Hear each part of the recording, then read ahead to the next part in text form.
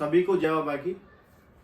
भाइयों, एक बार फिर आपका भाई दीपक ग्रेटर नोएडा गांव पतवाड़ी से अपने और आपके प्रश्न लेकर आदरणीय मनीष गुरुजी के पास, आदरणीय मनीष गुरुजी जिनका परिचय देने की कोई आवश्यकता नहीं है, क्योंकि आदरणीय मनीष गुरुजी से बाबा अमर सिंह पवन से संबंधित सभी लोग भली भांति परिचित हैं।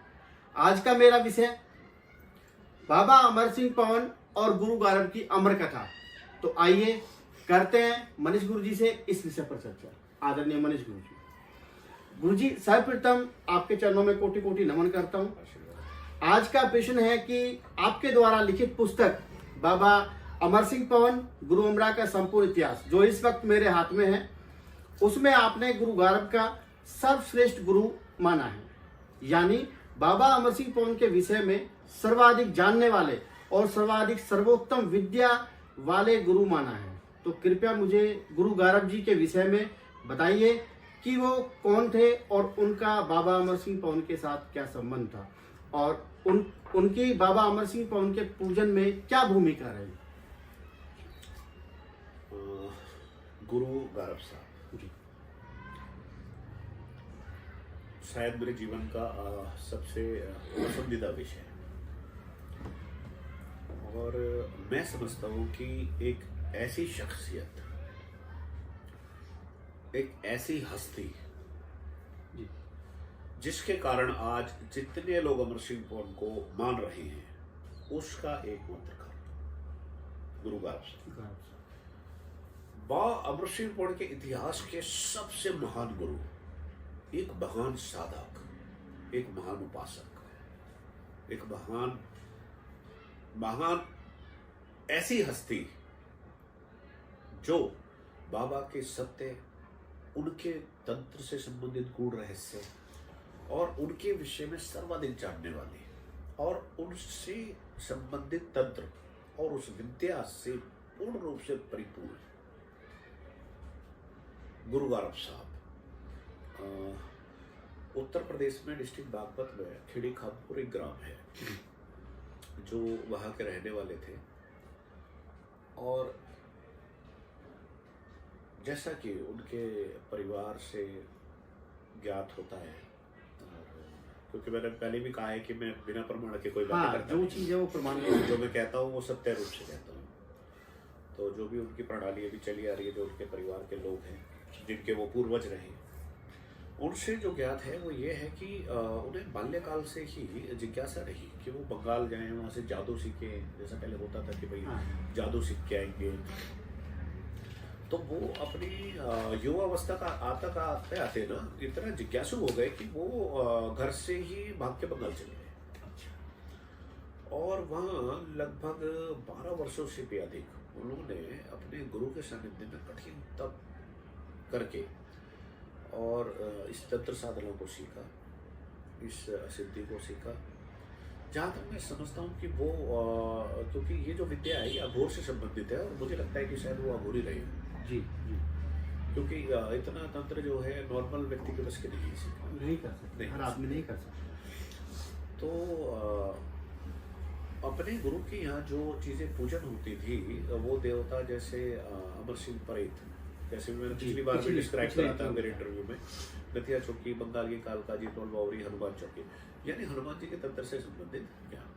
और वहीं से ये परिपूर्ण होके इन 5 चीज़ों के साथ में वापस जो है खेड़ी खामपुर आए और इन 5 चीज़ों को साथ लेकर आए। अमर सिंह परेत, गथिया चौकी, बंगाल की कालका और जो है सारी चीजें गारव साहब हनुमान चौकी।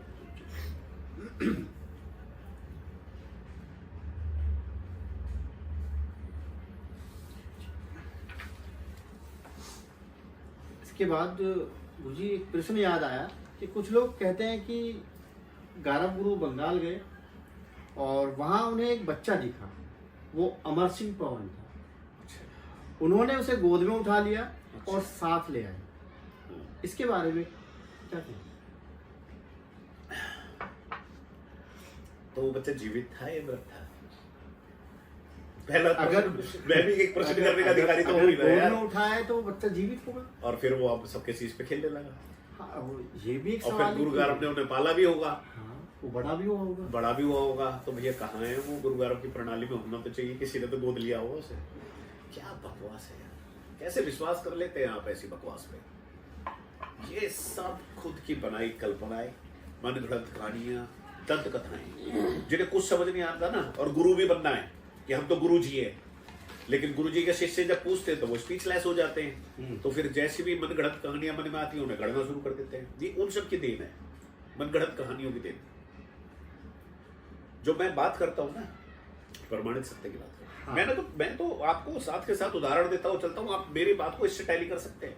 उनके परिवार में जाइए, उनके परपोते हैं, उनसे टैली कीजिए। हाँ, वहाँ जानकारी वो बताएंगे आपको सब कि गुरु मनीष गुरु जो कह रहे हैं वो सत्य है कि नहीं है।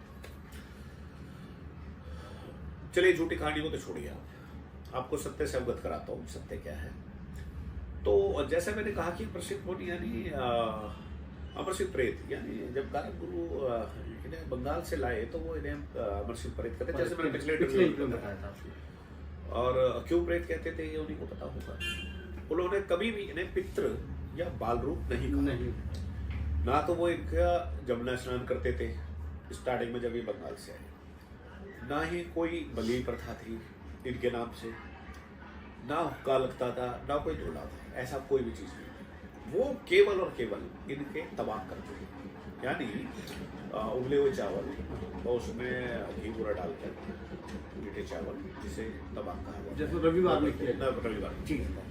और उन्होंने आने के बाद में अपने घर में एक थान स्थापित किया। जैसे आपने देखा होगा गाँव देहातों में पहले थान होते थे, अभी भी लोग रखते हैं, घर के बाहर भी रखते हैं। नॉर्मल ईंटों के थान, कोई वो सोने वोने की ईंट, चांदी की ईंट नहीं थी। अगर कोई ऐसा कहता है तो मनगढ़ंत कहा गया। तो एक नॉर्मल ईंटों का उन्होंने थान बनाया।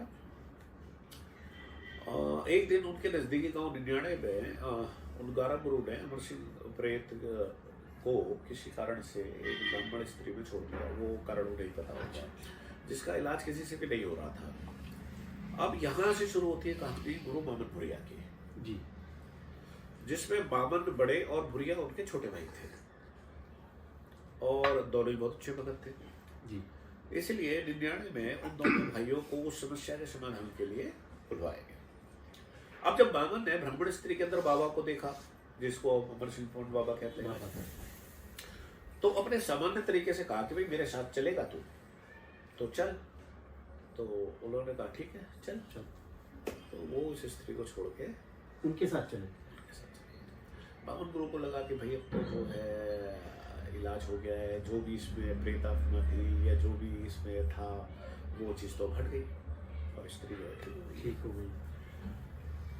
जब वो घर पहुंचे और उन्होंने केसरवल बावरी का, जैसे कि मैंने पिछली बार बताया था, केसरवल पवन उसको वो कहते थे, और उनका लगाया जहाँ बावरी की जगह ये शरीर में प्रवेश कर गया करके आने लगते हैं। और उन्होंने अपना नाम अमर सिंह बताया। तो कहा कि गारव मुझे अमर सिंह प्रेत कहते हैं। अब वो अपने केसरवल बावरी को केसरवल पवन कहते थे, जैसे मैंने पिछले इंटरव्यू में बताया। तो फिर यहाँ से ये नाम मिला इनको अमर सिंह पवन, ये इनको भी अमर सिंह पवन कहने लगे, क्योंकि उत्तर प्रदेश में जो है बावरियों को पवन कहा जाता है। तो बावरी तो नहीं माना इन्होंने, लेकिन जो है देवता मानते हुए इनको भी अमर सिंह पवन का नाम है। अच्छा, उनका भी ऐसे ही था। वो ना तो कोई इनके नाम से जमुना नहाते थे और ना कोई बलि देते थे।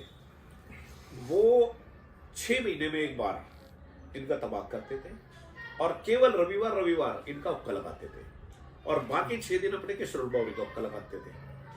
उन्होंने कभी भी केसरवल बावरी से ऊपर नहीं मांगा, इसको बराबरी रखा। ठीक है। अब हुआ ये, चलिए वापिस अब जो है गारव गुरु पे आते हैं। अब गारव गुरु के साथ में ये हुआ कि भाई जब उन्होंने देखा कि मेरा लाया हुआ देवता और ये किसी और के साथ चला गया, तो उन्होंने क्या करा, गुस्से में उठा के ईंट खेत में फेंक दिया। उस ईंट को भी जो है बामन गुरु लेके चले गए अपने घर। अच्छा, उन्होंने उठाया अपने घर अब ले गए, वो देवता तो वही ले गए थे, तो ईंट भी ले गए उनके थान की उठा के वहां से, उनके नाम की वो लेके चले गए। अब उस समय से, उस दिन से आज तक भी गारव गुरु के परिवार में अमर सिंह पौंड का पूजन नहीं। तो तब से बंद हो गया? तब से बंद हो गया। अमर सिंह पौंड का पूजन उनके परिवार में तब से नहीं। अब अमर सिंह कौन के बाद में जो 11 गुरु थे उनकी मुख्य देवी थी बंगाल की कालका। ठीक, एक मिनट होल्ड कीजिएगा थोड़ा सा।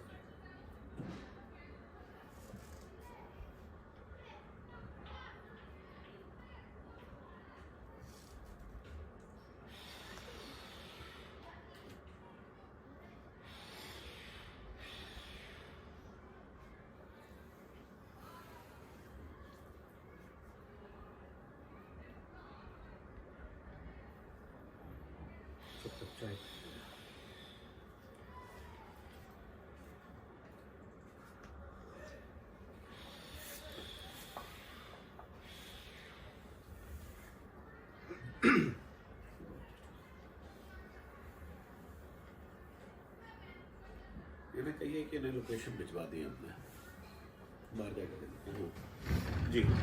तो अब वो क्या था, बंगाल की कालका।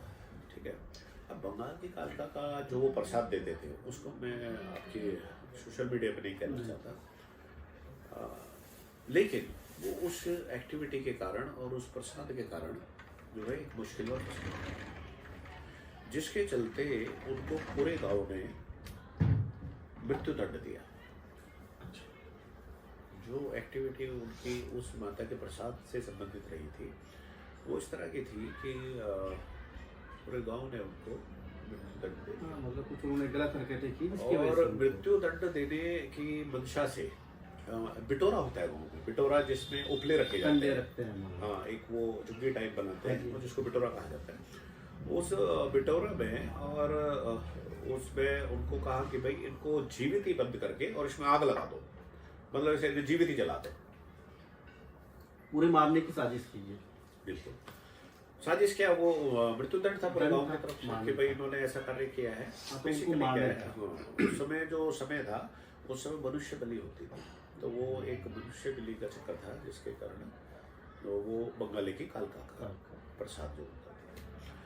तो अब जब दारब साहब को उस बिटोरे के अंदर बंद कर दिया गया, अब कहा गया कि भाई इन्हें मृत्यु दंड दे दो, तो उन्होंने कहा कि भाई मेरी अंतिम इच्छा है कि मैं चने खाना चाहता हूँ। अच्छा, तो वो चने को पढ़ के विद्या प्रयोग करना चाहते थे, ऐसी उनकी मंशा थी।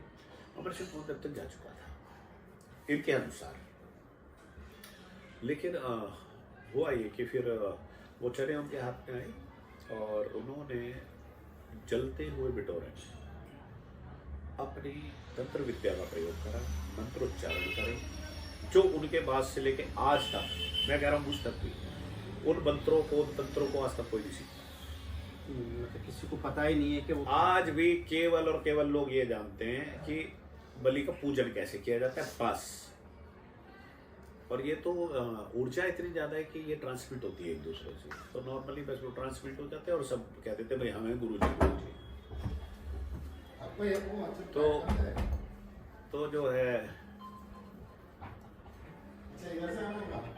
तो जो है मंत्रोच्चारण से अपनी तंत्र विद्या का उन्होंने प्रयोग करा और अपने उस शरीर को जलती हुई अग्नि में अपने शरीर को जो है उन्होंने धुएं में परिवर्तित कर दिया।